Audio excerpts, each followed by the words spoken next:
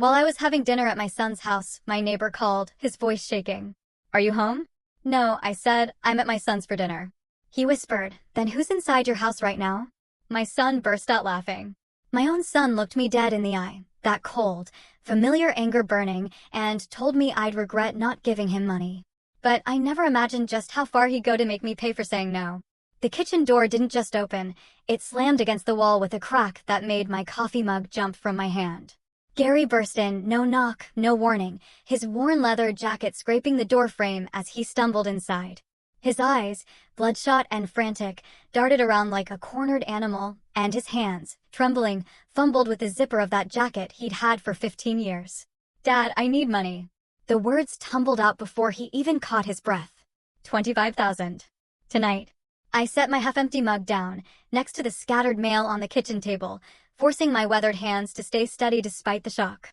The evening light, streaming through the window behind me, cast long, weary shadows across his disheveled face. His shirt was wrinkled, untucked, and those dark circles under his eyes? They hadn't been there last month. 25,000. I crossed my arms over my chest, feeling that familiar, heavy weight of disappointment settle deep in my gut. "What kind of trouble are you in now, son?" Gary started pacing, his boots clicking an erratic rhythm against the hardwood floor. He couldn't sit still, couldn't even look me in the eye. His fist cracked against the wooden table, making the salt shaker jump. "It's complicated, okay? Some business deal went wrong, and I need to make it right." "Business deal," I kept my voice level, though my jaw tightened with a familiar anger. "Or gambling debt." His face flushed a deep red. He spun to face me, his broad shoulders blocking the kitchen entrance. "It's not your business what it is. I just need the money, and I know you have it from selling the farm." The farm. 3 generations of sweat and blood. Sold last year to pay for my retirement. That money was supposed to last me through whatever years I had left, not disappear into some casino's coffers because my 38-year-old son couldn't control himself. "Gary." I moved closer to him, noting how his hands still shook when he thought I wasn't looking. "How much do you owe them?" "Them." His voice cracked on the word. "I don't know what you're talking about. The people who have you this scared.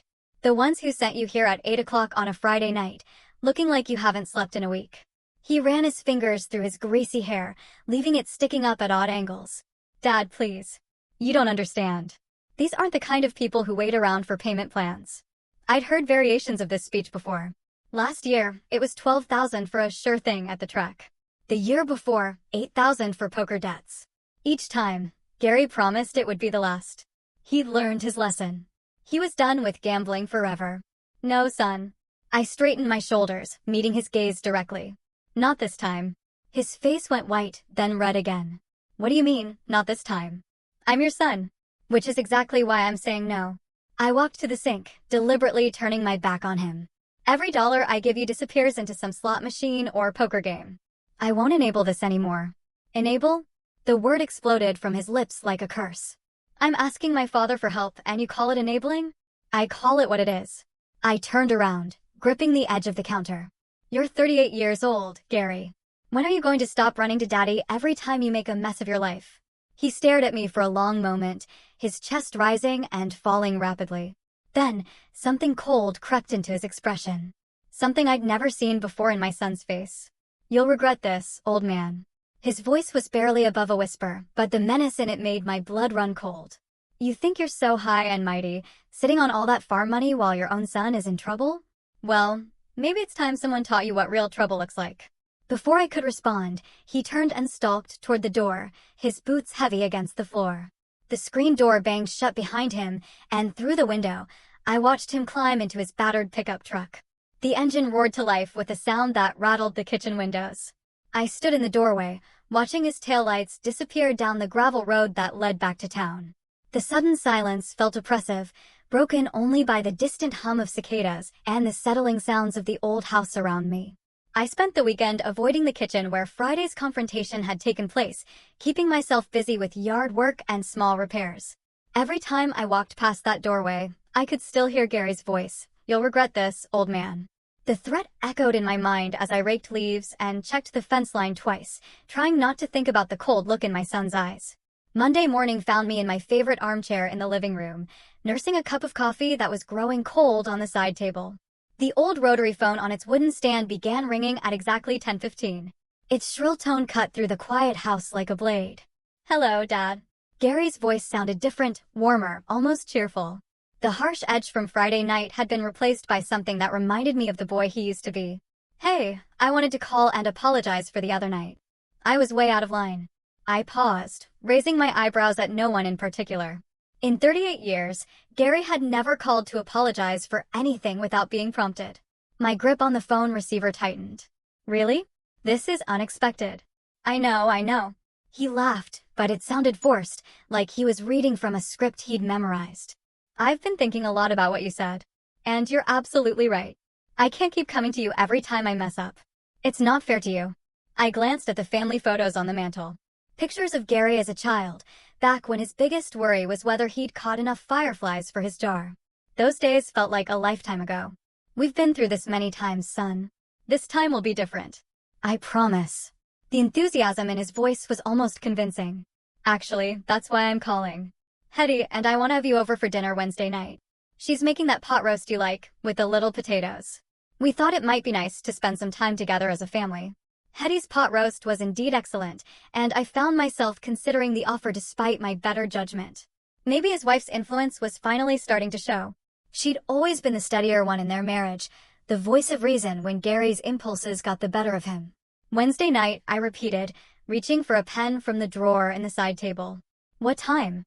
6:30. "We're at 142 Maple Street now. We moved last month, remember? I told you about the new place." He hadn't told me about any new place, but I didn't correct him. "It's the blue house with the white shutters right across from the elementary school." I wrote down the address on a napkin, noting how quickly he rattled off the details.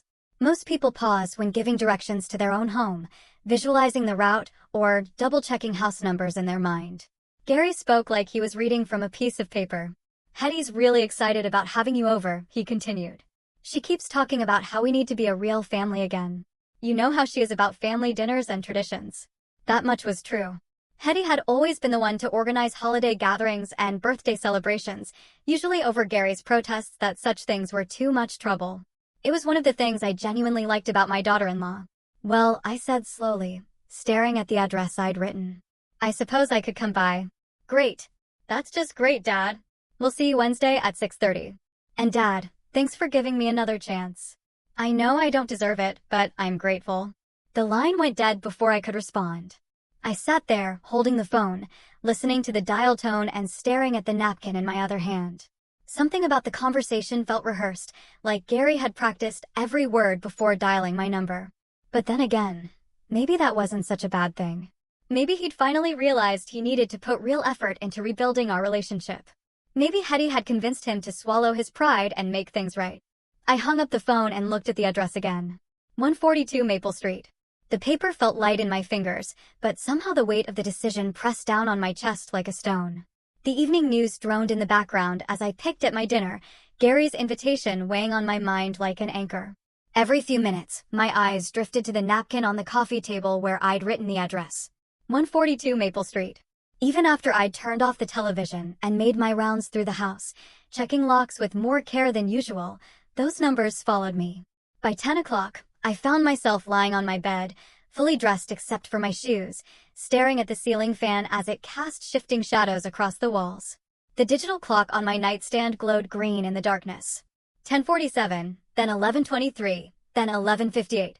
Sleep wouldn't come. Every time I closed my eyes, I saw Gary's face from Friday night.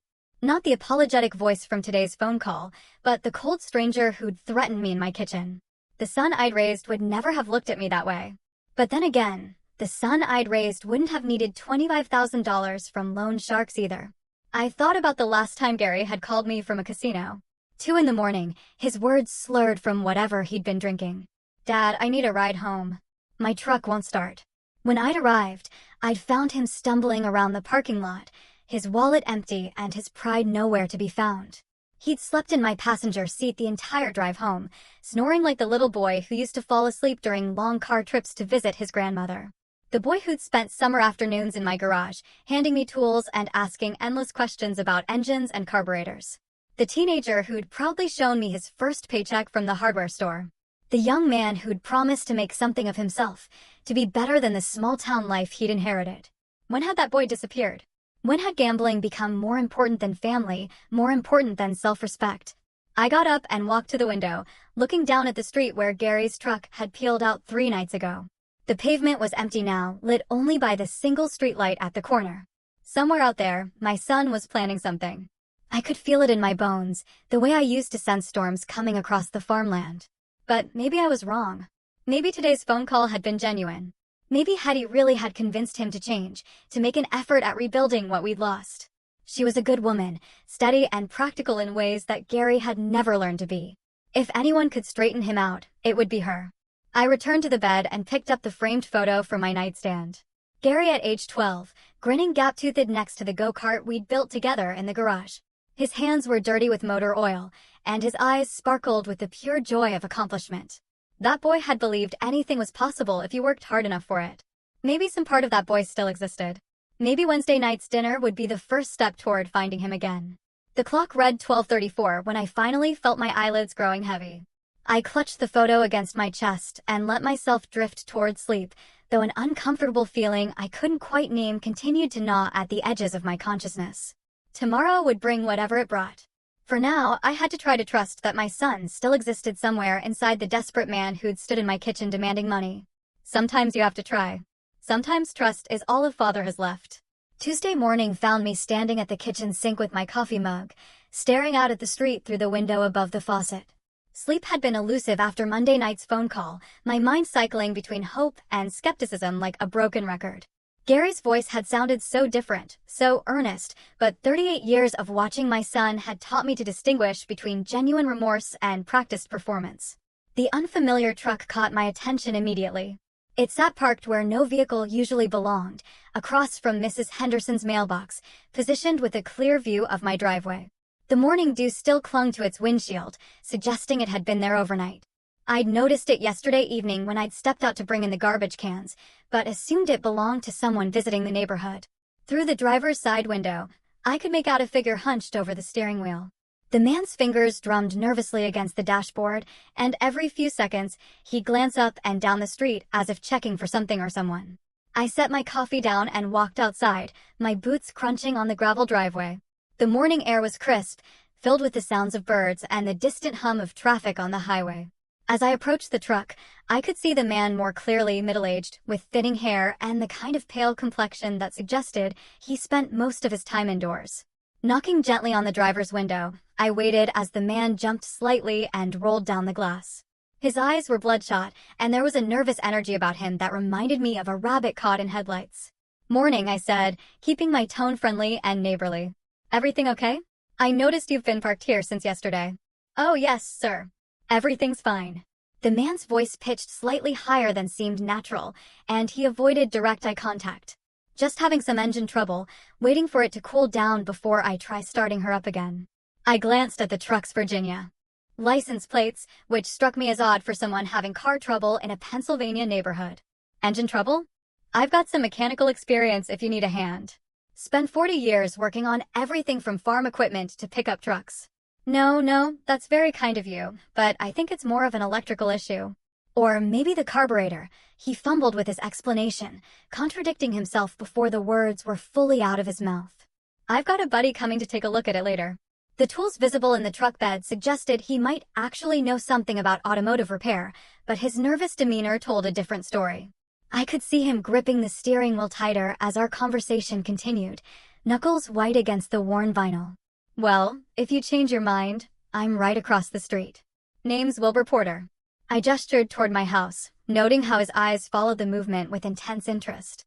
"There's a good mechanic shop about 2 miles down Route 15 if your buddy can't make it out." "That's real generous of you, Mr. Porter." "Real generous." He seemed eager to end our conversation, already reaching for the window crank. "I'm sure we'll get it sorted out soon enough." "All right, then." I stepped back from the truck, but something about the entire interaction felt wrong. The man's explanation had been too detailed for someone with genuine car trouble, and his nervousness seemed disproportionate to a simple mechanical problem. "You take care now." Walking back toward my house, I found myself looking over my shoulder at the truck one more time. The man had already rolled up his window and was back to drumming his fingers on the dashboard, occasionally glancing at my property with what looked like calculated interest rather than casual observation. I finished my coffee, standing by the kitchen window, watching the truck and trying to shake the feeling that I'd just been lied to by a complete stranger. The license plate number stuck in my mind, JKL 407209. Though I couldn't say exactly why I felt it might be important to remember. By noon, when I went out to check the mail, the truck was gone. Wednesday arrived with a kind of spring weather that made everything seem possible. I'd spent most of the day alternating between anticipation and apprehension. The truck incident from yesterday morning fading to a background concern as evening approached. Gary's dinner invitation had consumed my thoughts, and despite my reservations, I found myself genuinely hoping this might be the beginning of something better between us. At 5:30, I began preparing for the evening. My navy blue suit came out of the closet, slightly worn at the elbows, but still dignified enough for a family dinner. I polished my leather shoes until they reflected the bedroom light, selected a conservative tie, and checked my wallet to ensure I had enough cash should the evening call for it. From my small wine collection in the basement, I chose a bottle of Cabernet that had been waiting for a special occasion. The mirror reflected a man trying to look his best for his son, and the sight both pleased and saddened me. How long had it been since we'd shared a meal without tension? How many years since Gary had invited me anywhere without needing something in return? Stepping outside at 6 o'clock, I nearly collided with Elmer Jenkins, who was watering the flower bed that bordered our properties. His weathered face broke into a smile when he saw my formal attire. "Well, now don't you look sharp this evening, Wilbur? Special occasion. Gary invited me to dinner." I held up the wine bottle with what I hoped was casual confidence. "First time in quite a while that we've done something like this." Elmer's expression softened with genuine warmth. "That's wonderful news. Family is the most important thing we've got, especially at our age. I'm glad to hear you two are working things out. We'll see how it goes." I appreciated his optimism, even if I couldn't fully share it. "You know how these things can be." "I do indeed." He turned off his garden hose and leaned against the fence post. "But sometimes all it takes is someone extending a hand first. Sounds like Gary's trying to do that." The drive to Gary's neighborhood took me through the familiar streets of Riverside, across the bridge that spanned the narrow river the town was named for.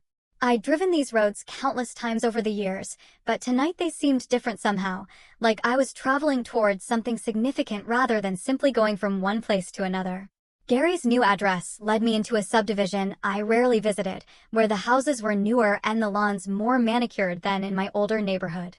The homes here suggested a level of prosperity that surprised me, given Gary's recent financial troubles. How was he affording a place like this?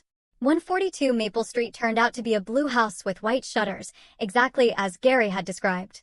The lawn was neatly trimmed, and warm light glowed from the windows, creating the picture of domestic contentment. I parked behind a silver sedan that I assumed belonged to Hetty, taking a moment to check my appearance in the rearview mirror. The wine bottle felt heavier in my hand as I walked up the front path. Through the large picture window, I could see movement inside, figures preparing for my arrival.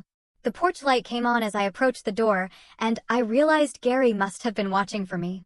Taking a deep breath, I pressed the doorbell and waited. This was it, the moment when we'd discover whether my son's invitation had been genuine or just another performance in a long series of disappointments. The sound of footsteps approached from inside, quick and eager. The door opened before the bell had finished chiming. Gary's smile was so wide it looked painful, stretching across his face with an intensity that immediately put me on guard. Before I could fully step onto the porch, he'd pulled the door open completely and was reaching forward to shake my hand with both of his. "Dad, you made it. Right on time, just like always." His voice carried that same artificially cheerful tone from Monday's phone call, pitched slightly higher than his normal speaking voice. Come in, come in. Hetty's been cooking all afternoon." Hetty appeared beside him almost instantly, as if she'd been waiting just inside the doorway. Her hands fluttered nervously as she reached for the wine bottle, and I noticed they trembled slightly when she took it from me. "Mr. Porter, it's so good to see you. This is such a beautiful wine. You really didn't need to bring anything, but it's so thoughtful." The words tumbled out of her mouth in a breathless rush, and she clutched the bottle against her chest like a shield. The interior of the house struck me immediately as overly prepared. Every surface gleamed with fresh cleaning, and I could smell the lingering scent of furniture polish, mixed with cooking aromas. Fresh flowers sat in a crystal vase on the coffee table, expensive-looking roses that seemed out of placing Gary's typically casual lifestyle. Let me take your jacket, Dad. Gary was already behind me, helping me out of my suit coat with the kind of attentive service I'd never experienced from him before. You look great. Really sharp. That tie brings out your eyes. The dining room had been transformed into something resembling a magazine photograph. China plates I'd never seen before were arranged with mathematical precision, flanked by silverware that caught the light from multiple candles scattered across the table. The overall effect was beautiful, but it felt more like a stage set than a family dinner. Gary tells me you haven't seen the house since we moved in, Hetty said, leading me toward the dining area. We've done so much work on it. Gary's been incredibly handy with all the improvements. I followed her, noting how she avoided direct eye contact while speaking. Her movements were quick and efficient, but there was an underlying tension in the way she held her shoulders, as if she was bracing herself for something. The meal itself was impressive. Perfectly prepared steak, creamy mashed potatoes, and green beans that were still crisp. Everything was served on those unfamiliar china plates, and Gary made a show of opening my wine with a corkscrew that looked like it had been purchased specifically for the occasion. A toast, Gary announced, raising his glass with theatrical flourish. To second chances and family. To putting the past behind us and moving forward together. The wine was good, but I found myself studying my son's face as he drank. His eyes kept darting to his watch. Quick glances that he probably thought I wouldn't notice. Each time he checked the time, his smile seemed to tighten slightly around the edges. Tell me about your work, Gary. I cut into my steak, which was cooked exactly how I preferred it. Things going better for you lately? Much better, Dad. Much better. He launched into a vague description of consulting work and new opportunities that sounded rehearsed and completely lacking in specifics. I've really turned things around, Hetty can tell you. I'm a different person now. Hetty nodded enthusiastically, but her smile looked strained. He's been working so hard, really dedicated to making positive changes. Her hands were busy throughout the conversation, constantly serving more food, refilling water glasses, and adjusting napkins that didn't need adjusting. The conversation felt choreographed, with both Gary and Hetty steering away from any topics that might lead to uncomfortable territory. When I asked about their finances or Gary's specific employment, the answers became even more evasive, filled with generalities and quick subject changes. Remember when you taught me to change the oil in that old Buick? Gary's laugh sounded forced as he launched into a carefully selected childhood memory. I must have spilled more oil on the garage floor than actually made it into the engine. These shared recollections felt different from natural family reminiscing, too polished, too deliberately chosen to present Gary in the most favorable light possible. It was as if he'd prepared a mental list of safe, positive memories to deploy whenever the conversation threatened to veer toward recent difficulties. Throughout the meal, I became increasingly aware that I was watching a performance rather than participating in genuine family time. Both Gary and Hetty seemed to be working from a script, hitting predetermined emotional beats with the precision of actors who'd rehearsed their roles extensively. My phone rang as we were finishing the main course, its shrill tone cutting through Gary's story about potential business expansion opportunities. Both Gary and Hetty froze for a fraction of a second before Gary's expression shifted to forced casualness. Go ahead and answer it, Dad. Don't mind us. But as I reached for the phone, I caught something in Gary's eyes. A flash of genuine panic that he couldn't quite hide behind his practiced smile. My phone's sharp ring sliced through the dinner conversation like a blade through silk. Gary's fork paused midway to his mouth, and Hetty's hands froze while reaching for the wine bottle. The sudden silence felt heavy, broken only by the continued ringing that seemed louder with each pulse. Sorry, let me just check who this is.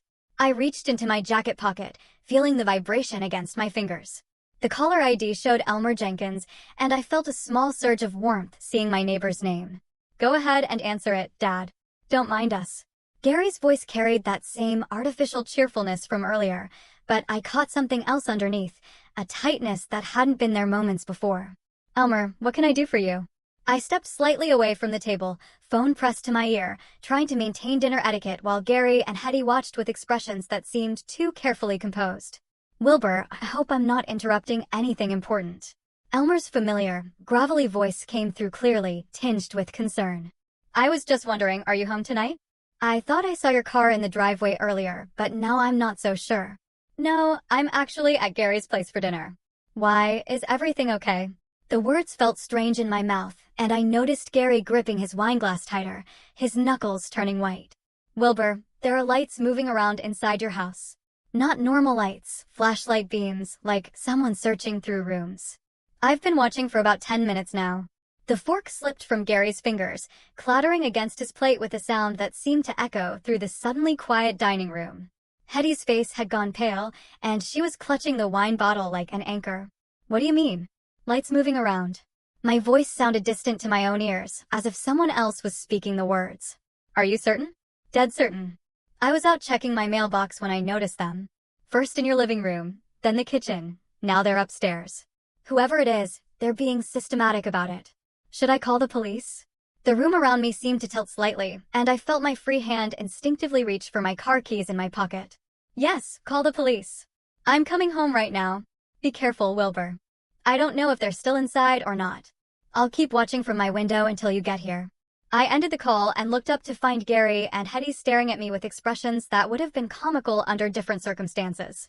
Gary's mouth hung slightly open, and Hetty was still holding dishes she'd been clearing, frozen like a statue. Someone's in my house, I announced, already moving toward where I'd left my jacket. I need to get home right now. Gary's response came too quickly, his laughter pitched too high and too loud for the small dining room. Oh, come on, Dad. Old Elmer's probably just seen tree shadows or something. You know how he gets. Always thinking he's still on guard duty from his army days. The dismissive tone in my son's voice struck me wrong, especially coming so fast after Elmer's worried call. I paused, putting on my jacket, studying Gary's face in the flickering candlelight. His smile looked strained, and there was something desperate in his eyes. Elmer's not confused, Gary. He knows the difference between shadows and flashlight beams moving through a house. I pulled my jacket on fully, checking that my keys were secure. Someone's robbing my home while I'm sitting here eating dinner. Dad, please. Hetty's voice was barely above a whisper, and her hands were trembling as she sat down the dishes she'd been holding.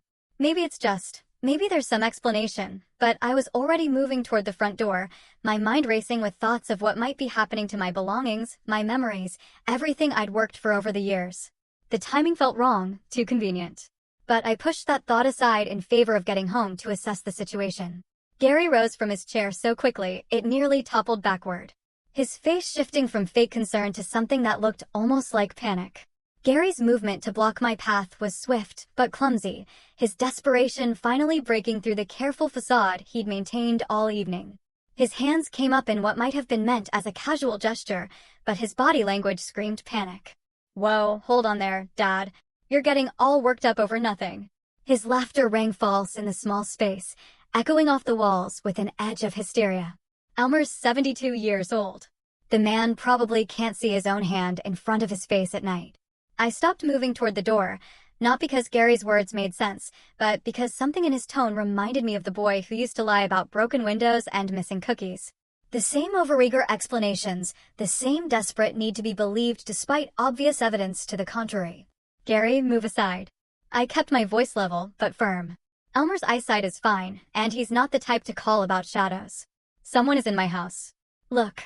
Okay. Maybe you did see something. Gary repositioned himself more squarely between me and the door, his hands now openly placed on my shoulders in a gesture that felt more restraining than comforting. But think about it logically. If someone was really robbing houses, wouldn't they pick a time when people aren't having dinner? Wouldn't they case the place first to make sure nobody's around? The words hit me strangely, too specific and knowledgeable for someone trying to reassure a worried father. I looked up at my son's face and saw something I'd never seen before. The cold calculation of someone who knew exactly what was happening and was desperate to prevent me from discovering it. How do you know they didn't case the place? The question came out before I could stop it, and I watched Gary's expression flicker with something that might have been fear. I don't. That's what criminals do, right? They plan these things out. His grip on my shoulders tightened, and I realized he was physically preventing me from moving forward. Dad, please, let's just finish dinner and then drive over together. I'll come with you to check everything out. Behind Gary, Hetty had gone completely still, a dish towel clutched in her white-knuckled hands. When our eyes met, she looked away immediately, but not before I caught the guilt written across her features as clearly as if she'd confessed aloud. Get out of my way, son. The words came out harder than I'd intended, carrying decades of parental authority that Gary had always responded to as a child. I'm going to check on my house now. Dad, you're being unreasonable. Think about this rationally. Rationally? I stepped closer to him, close enough to see the sweat beading on his forehead despite the cool evening air. Rationally would be trusting my neighbor's word over the protests of a son who's lied to me more times than I can count. Gary's face flushed red, and for a moment, I thought he might actually strike me. Instead, he moved even more directly into my path, using his size advantage to create a wall between me and the exit. "You're not going anywhere until we talk this through properly." His voice had dropped to a tone I'd never heard from him before. Cold, threatening, nothing like the desperate boy who'd sat in my kitchen 5 days ago begging for money. Gary William Porter, I used his full name, the way I had when he was a child, and had crossed a line that demanded immediate correction. "You will step aside and let me leave this house right now. Or what? You'll call the cops on your own son." He was breathing heavily, and I could smell the wine on his breath mixed with something that might have been fear. "You'll destroy our family over some old man's paranoid fantasies?" But even as he spoke, I saw his eyes dart to the front door, then to his watch, then to Hetty. The pattern was too specific to be casual anxiety. He was tracking time, measuring it against something else, something that required me to stay exactly where I was for a predetermined period. "It's not paranoid if someone's actually in my house, Gary." I took a step forward, testing his resolve. "And if you don't let me pass, I'm going to start wondering why my own son is so determined to keep me away from home on the exact night someone decides to rob it." The accusation hung in the air between us like poison gas, and I watched my son's face go through a series of micro-expressions. Shock, guilt, anger, and finally a desperate sort of resignation that told me everything I needed to know. Gary's hand shot forward and twisted the deadbolt with a sharp metallic click that echoed through the hallway like a gunshot. The sound seemed to hang in the air between us, final and unmistakable in its meaning. He pocketed the key with deliberate slowness, his eyes never leaving mine. "You're not leaving, Dad. Not until we figure this out." The simple statement carried more menace than any threat he could have made. I stared at my son, the stranger wearing Gary's face, and felt something cold settle in my chest. The boy I'd raised was gone, replaced by someone capable of locking his own father in a house while accomplices ransacked the family home. "Gary." My voice was steady, though my heart hammered against my ribs. "Unlock that door right now." "I can't do that." He leaned back against the door, arms crossed, no longer bothering to maintain even the pretense of concern. "Not until you calm down and listen to reason." Behind him, Hetty had pressed herself against the dining room wall, the dish towel still clutched in her hands. Her face showed the kind of horror that comes from watching someone you thought you knew transform into someone unrecognizable. "Listen to reason?" I kept my voice calm, though every instinct screamed at me to force my way past him. "Son, you just locked me in your house against my will while someone robs mine. What possible reason could justify that? You don't understand the situation you're in." Gary's tone carried a warning that made my skin crawl. There are people involved in this that you don't want to cross. People who don't forgive debts or accept excuses. The admission hit me like a physical blow. Not just that Gary had planned this, but that he was willing to sacrifice his own father to solve problems he'd created through his gambling addiction. I thought about the $25,000 he demanded, about the cold look in his eyes when I'd refused, about his promise that I'd regret my decision. "I need to use the bathroom," I said quietly.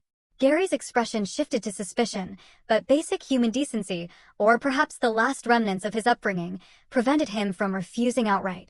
"Fine, but don't try anything stupid." The bathroom was at the back of the house, and I knew from previous visits that it had a window facing the backyard. As I closed the door behind me, I could hear Gary and Hetty talking in hushed, urgent voices in the hallway. Their words were indistinct, but the tone was pure panic. The window was older than I'd remembered, with a simple latch that opened easily despite years of paint buildup. The screen came away with minimal noise, and I found myself looking down at a drop of perhaps 6 feet into Hetty's flower bed.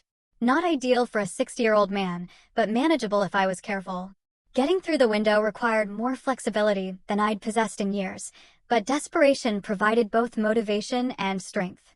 I landed heavily in the soft earth of the garden, dirt staining my dinner clothes and small branches catching at my jacket. The impact sent a shock through my knees, but nothing felt broken. Behind me, I could hear Gary's voice getting louder, more agitated. How long before he realized what had happened? How long before he discovered the open window and empty bathroom? My car sat in the driveway, the key still in my jacket pocket. The engine turned over smoothly, and I backed out of the driveway with careful precision, not wanting to alert the neighbors to anything unusual. It wasn't until I was several blocks away that I allowed myself to fully process what had just occurred. My own son had betrayed me, Not just refused to help, not just lied or manipulated, but actively orchestrated a crime against me while pretending to offer reconciliation. The dinner, the apologies, Hetty's nervousness, all of it had been theater, designed to keep me away from my house while it was being robbed. The drive back to my neighborhood passed in a blur of familiar streets and unfamiliar emotions. Anger, betrayal, and a deep sadness that felt like grief for the son I'd thought I knew. But underneath all of that was something else. A cold determination that Gary had inherited from me along with his mother's eyes and my stubborn streak. He'd made a mistake in letting me discover his plan, an even bigger mistake in underestimating what his old man was capable of when pushed too far. I'd spent 40 years working with my hands, solving problems and dealing with difficult people. My son was about to learn that some lessons come too late to do any good. As I turned onto my street, I could see police lights flashing in the distance, red and blue reflections dancing off the windows of neighboring houses. Elmer had kept his word and called the authorities.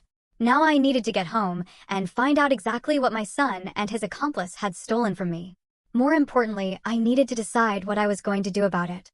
Red and blue lights painted my street in alternating colors as I turned the corner, my heart sinking as I realized the police cars were clustered directly in front of my house. The scene looked like something from a television drama, multiple patrol vehicles, officers moving with purpose, and neighbors gathered at respectful distances, their faces reflecting the kind of morbid curiosity that comes with unexpected neighborhood excitement.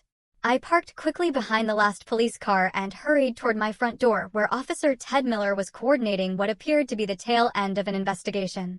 Through the rear window of one patrol car, I could see a slumped figure in handcuffs, head down in the universal posture of defeat. "Mr. Porter," Officer Miller approached me with the kind of professional calm that suggested he'd been expecting my arrival. "I'm glad you're here. We've got your burglar in custody, and your neighbor, Mr. Jenkins, has been extremely helpful in providing details about the incident." Elmer was right. The words came out as relief rather than surprise. I looked toward Elmer's house and saw him standing by his fence, arms crossed with the satisfied expression of a man whose instincts had been vindicated. Someone really was in my house. "Yes, sir. They were. We apprehended the suspect in your basement attempting to access what appears to be a safe. He's confessed to breaking and entering, and he's also provided some additional information that I think you'll find disturbing."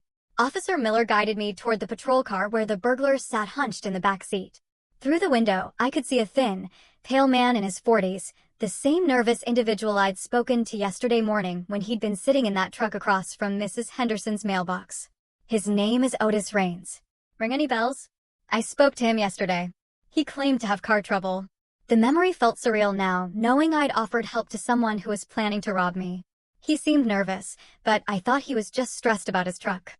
According to Mr. Raines, he was hired to commit this burglary. He's been very forthcoming about the details, probably hoping for a reduced sentence. Officer Miller's expression grew more serious. "Mr. Porter, he claims your son, Gary, arranged this entire operation." The words hit me like a physical blow, even though some part of me had been expecting them since the moment I'd realized Gary was preventing me from leaving his house. Hearing it confirmed by law enforcement made it undeniably real. Gary hired him to rob my house while I was at dinner. The statement came out flat, emotionless, as my mind struggled to process the full extent of my son's betrayal. "That's what he's telling us. Says Gary promised him $5,000 to get into your safe and retrieve $25,000 in cash. When we arrested him, he immediately started talking about how Gary had set up the dinner invitation specifically to keep you away from the house during the burglary." I walked closer to the patrol car and looked directly at Otis Raines.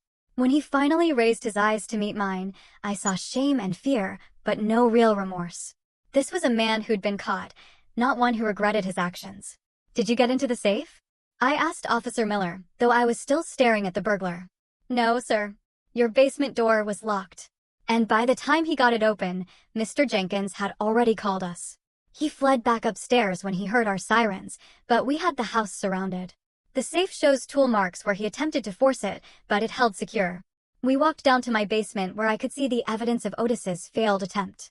My old muzzler safe, installed by my father 40 years ago, stood intact despite obvious signs of tampering. Tools were scattered around it, a crowbar, screwdrivers, what looked like a small drill. Evidence of desperation rather than professional expertise. "Everything appears to be undisturbed," Officer Miller said, making notes on a clipboard. "But we'll need you to check thoroughly once we've finished processing the scene. Back outside, Elmer approached with the measured stride of a man who'd been proven absolutely right about something important. His handshake was firm, his eyes bright with the satisfaction of a job well done.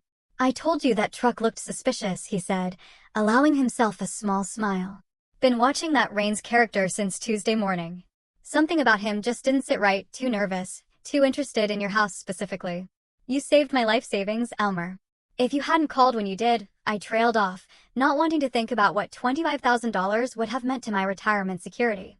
Any neighbor would have done the same thing. But his pride was evident and well-deserved.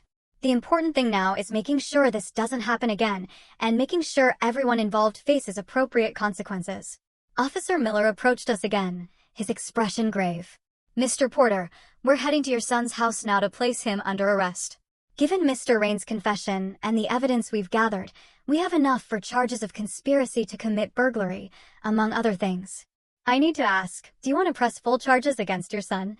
I looked back at my house, thinking about the violation of trust, the elaborate deception, the cold calculation required to rob your own father. Then I looked at Elmer, who'd risked his own safety to protect me and my property. Yes, the word came out hard and final. I want full charges pressed against Gary Porter and against anyone else involved in this conspiracy. The drive to Gary's neighborhood felt different this time. Not the hopeful journey of a father seeking reconciliation, but the grim procession of justice finally catching up with deception. I followed the police convoy at a respectful distance, watching the red and blue lights reflect off house windows as we moved through the quiet streets of Riverside. Gary's house was blazing with lights when we arrived. Every window illuminated, as if he was trying to push back the darkness that was closing in around him. Through the large picture window, I could see frantic movement. Gary pacing like a caged animal, Hetty moving between rooms with what looked like suitcases in her hands. Officer Miller positioned his unit strategically around the house, professional and methodical in creating a perimeter that would prevent any escape attempt. I parked across the street, close enough to witness justice, but far enough to stay out of the way of police operations. The front door opened before Officer Miller could knock. Hetty stood in the doorway, her face pale and drawn, looking like someone who'd been crying for hours. Behind her, Gary was visible, his earlier confidence completely evaporated, replaced by the desperate expression of a man whose careful plans had collapsed completely. "Mrs. Porter, we have a warrant for your husband's arrest." Officer Miller's voice carried easily across the quiet street. Professional but firm. "Is Gary Porter inside?" "He's here." Hetty's voice was barely audible, but she stepped aside to allow the officer's entry. "He's been expecting you." Gary appeared in the doorway, no longer the manipulative son who'd tried to charm me into compliance just hours earlier. His shirt was rumpled, his hair disheveled, and his hands shook visibly as Officer Miller began reading his rights. "You have the right to remain silent. Anything you say can and will be used against you in a court of law. This is ridiculous." Gary's voice cracked as the handcuffs clicked into place. "You're destroying a family over some old man's paranoid fantasies. My father doesn't know what he's talking about." "Gary William Porter, you're under arrest for conspiracy to commit burglary, solicitation of criminal activity, and conspiracy to commit theft." Officer Miller's tone remained professional despite Gary's protests. "Your accomplice has provided detailed testimony about your role in planning and financing this operation." "Accomplice?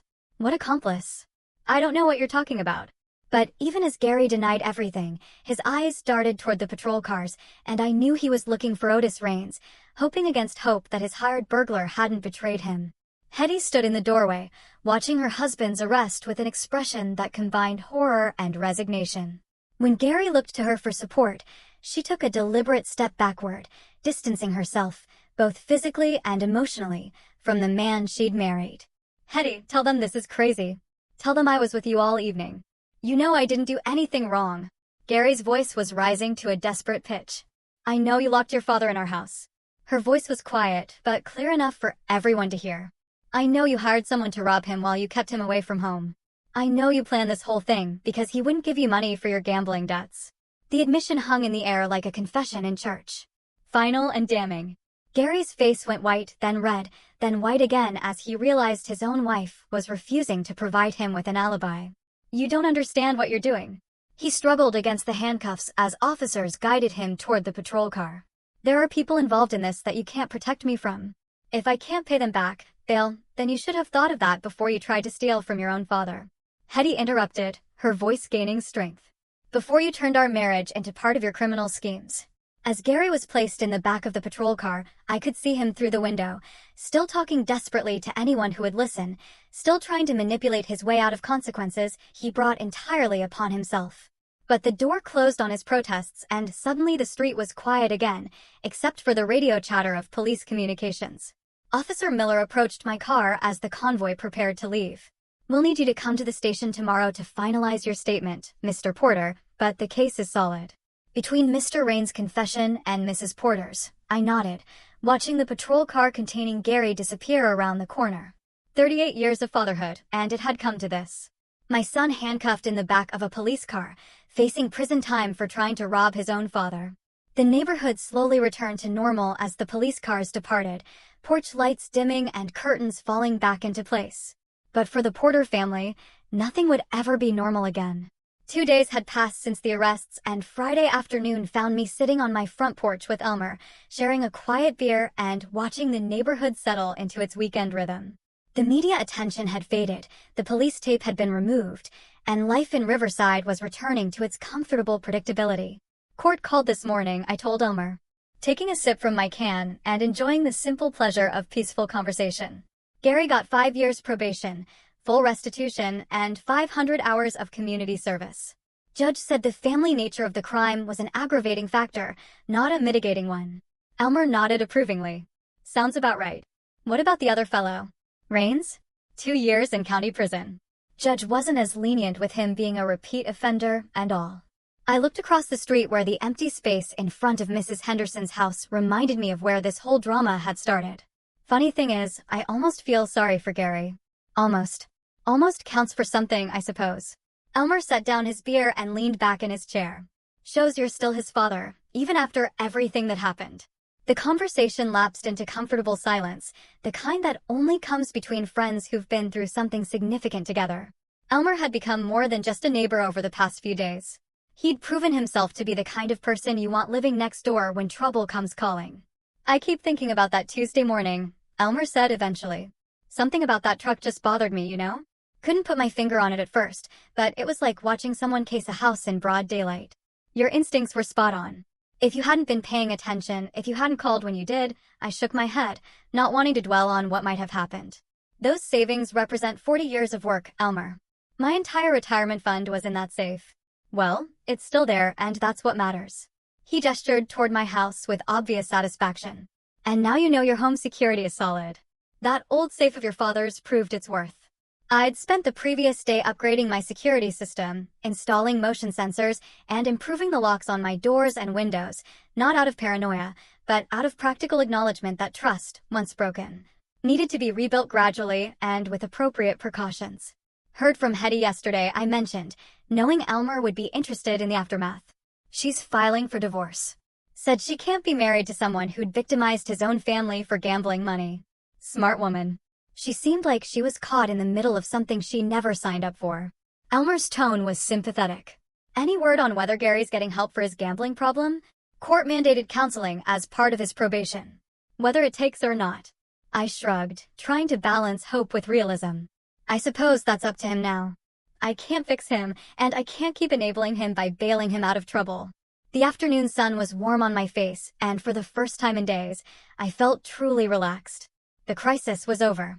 Justice had been served, and life could move forward, not the same as before. Trust, once shattered, leaves permanent scars, but forward nonetheless. You know what the strangest part of all this was? I asked Elmer. That dinner on Wednesday night, sitting there watching Gary and Hetty perform like actors in a play, knowing something felt wrong, but not being able to identify what it was. Parental instincts, Elmer said simply. You raised that boy, so you know when he's being genuine and when he's putting on an act. The problem was, you wanted to believe he'd changed. Exactly. I wanted to believe it so badly that I ignored the evidence right in front of me. I finished my beer and set the empty can on the small table between our chairs. Won't make that mistake again. Doesn't mean you stop hoping, though. Just means you hope with your eyes open. As evening approached, neighbors began emerging for their usual weekend activities, lawn care, dog walking, the general bustle of community life. Mrs. Henderson waved from her garden, and the Johnson kids rode their bicycles past my house, their laughter echoing off the quiet street. This was what Gary had tried to steal from me. I realized, not just money, but the security that comes from knowing you can age in place, surrounded by people who care about your welfare. Elmer's vigilance had protected more than just my savings. It had preserved the peace of mind that makes retirement possible. "Thank you," I said to Elmer, the words carrying more weight than casual conversation. "For watching out for me, for trusting your instincts, for being the kind of neighbor everyone deserves." Elmer smiled, the expression mixing pride with genuine affection. "That's what neighbors do, Wilbur. We watch out for each other." He gestured toward the empty street where Otis's truck had once Saturday. Besides, it felt good to put those old Army observation skills to use for something worthwhile. The sun was setting behind the houses across the street, painting everything in golden light that suggested peaceful endings and new beginnings. Tomorrow would bring whatever it brought, but tonight, I was exactly where I belonged, on my own front porch, with a friend who'd proven himself when it mattered most, in a neighborhood that had shown its true character when tested. Justice had been served, community had been preserved, and trust, though modified by experience, remained possible between people who earned it honestly.